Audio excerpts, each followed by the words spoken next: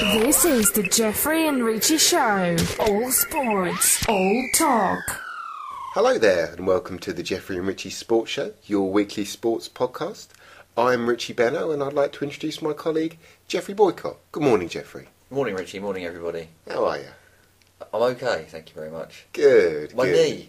Yeah, my knee. You hurt your knee, haven't you? I did, yeah. I haven't just hurt it. I wasn't falling in the playground. It was a genuine sporting injury. I've done my knee ligaments. Oh, nasty. It really is. I mean, I showed you earlier on the external bruising that seems to be appearing. I can confirm, listeners. And I did also say to you that wasn't the point of impact. That is literally just the kind of, I guess, tension and stress that my ligament was under that has forced some bruising out. Will you be going to America to visit Dr. Stedman and have some surgery? Well, like the top players do? It's possible. It's possible. I'm at the moment in contact with the local stables in respect of any potential births that are taking place. So yeah, that's key. That's obviously key to my health. Absolutely. Everything okay with you? Yeah, not bad. Yeah, not bad at all. You know me, battling on. I must say at this stage, Geoffrey, I've got to say thank you to our listeners. All right. Because we have had a fantastic week this week for downloads and for everything else. So unprecedented. I mean, yeah, from nowhere. Seriously, on Sunday, I was texting Geoffrey with hourly updates of how they were on the rise. Yeah, so seriously, listeners, we mean this very genuinely. Thank you very much for downloading us at iTunes. Obviously, you can also check out our blog as well.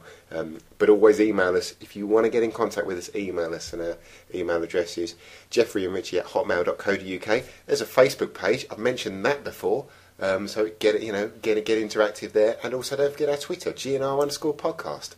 Oh, is it possible though, guys? Is it the end of the show? If you do like it, please can you tell others? Because there's nothing that we'd like more than to take over the world. Yeah, world domination. Us and Obama sitting down for a chat about the future of the world. Absolutely. That's the dream. So yeah, many thanks. I mean, we've got to give them more of what they want. You know, they obviously love it. Let's talk cricket. Let's talk cricket, Geoffrey. Okay. What, me? Yeah, you. That's what we can do, Barack. Okay, well, obviously, at the moment, we are currently enjoying, or not so much enjoying, it's actually, in terms of today, enduring England tour of South Africa. Yeah, we've just checked before coming on air. And we lost. Yeah, we lost. Heavily. Yeah, I think we probably knew this 4 hours ago, or 3 hours ago, certainly.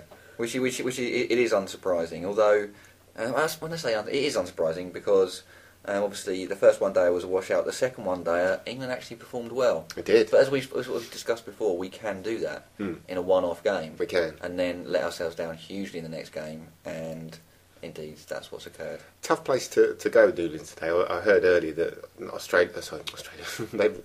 South Africa, I should say, they've lost 3 times there in all the one-day internationals they've played there. I'm sure I was reading that the last 12 one-dayers they played there, Graham Smith has won the toss every time. And really? And he won the toss today. Well, it must be all based on luck. Well, indeed. But yeah, they posted a massive score, didn't they? A 3-5-4 . But it's all for me. It's all about the Test series. You know, if we get anything out of this one-dayers, it'll be a miracle. Well, A, it'll be a miracle. B, it'll be a bonus. Yeah, but you know, there's some couple of players playing pretty well. Let's be honest. You know, should we mention your man Paul Collingwood? Look, I want nothing but success for the England team, whoever's playing. I did say a couple of weeks ago that it's a big tour for him, but I think he must have heard you. Well, he could be. You know, to be honest, word could have got out there. We don't know. Perhaps he's a subscriber. Well, we don't know where our listeners are. They could be all over the world. So, you know, there might be. This is what spurred Collingwood on. I should have known. Absolutely. It's all about Richie Benno. Unbelievable. He has been awesome, though, hasn't he? I mean, he really has been. In the second game, he obviously got his century, picked up 2 wickets, and did you see the catch? Yeah. From De Villiers? Yeah. Which was awesome. And indeed today. Because that was the record, wasn't it, for him to become the most capped one-dayer in England history. Today, he was also one of our more consistent performers. I think he was the only one really that offered any resistance other than Peterson briefly. But ultimately, that was all in vain. So that obviously levels the series up. Did Swan play today? He did. So did Broad. Yeah, he got 4 wickets and he did get smashed around a little bit, but it's always good to see Broad back. Absolutely. So yeah, obviously I think they came in for Mahmood and our man Iqbal.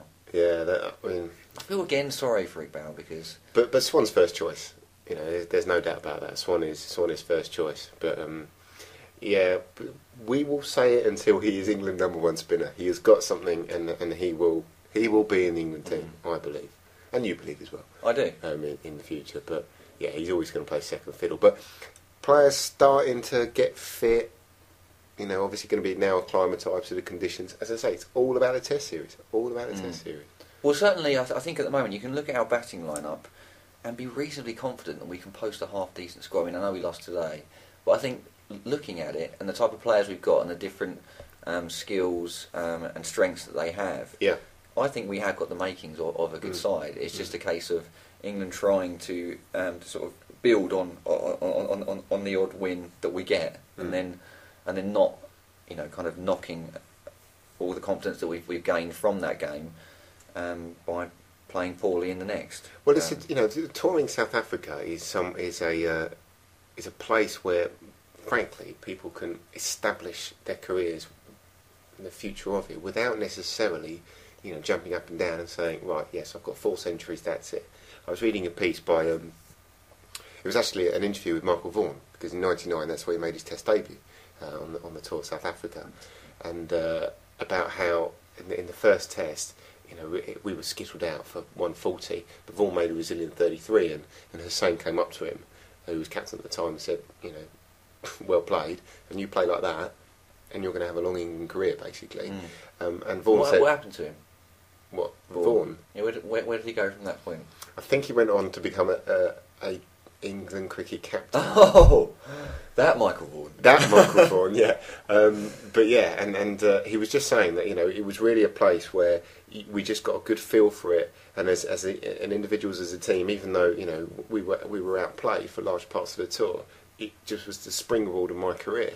And frankly, I look at someone like Jonathan Trott, who's already showed a bit of signs, obviously, in the last Ashes series, and he could really establish himself here. Even someone like Morgan, to be fair, you know, he's in the one days and the 2020s. He has done well. He's done brilliant. A bit of a failure today, unfortunately, but yeah, on the whole, he's been a revelation since he's come in. Yeah, and he's just got that look about it. He looks in the right place. Well, he looks Irish. His name looks Irish, yeah, but he doesn't look out of place. You know, he looks like he should be an England international, and that's, you know, it's good to see. I think everyone talks about Ashes, and we've certainly given it a fair share of airing, but you know, if we kick on from here, which was really the big message that came out at the end of the summer, we could really do something in the future, and it will be very interesting to see where we are come Test time. I fully expect us to lose the last one day. How do you feel about that? Is that controversial? No, not at all. I mean, for a long time, I've not been confident in our ability in the one-day format, and nothing's changed. I mean, all that I think has changed is we do have the ability to beat any side in a one-off match. True. If we play a series of 5 or 7 one-dayers, unless we're playing against an absolutely dog crap side, we just will not come out on top. It's as simple as that. Geoffrey and Richie.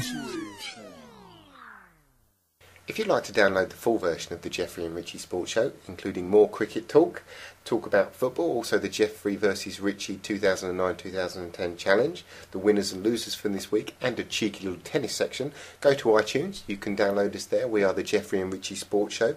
You can also go to our blog. Our web address is www.geoffreyandrichie.libsyn.com. You can also email us at geoffreyandrichie@hotmail.co.uk. You can also find us on Facebook. We are the Geoffrey and Richie Sports Show. This is the Geoffrey and Richie Show. All sports, all talk.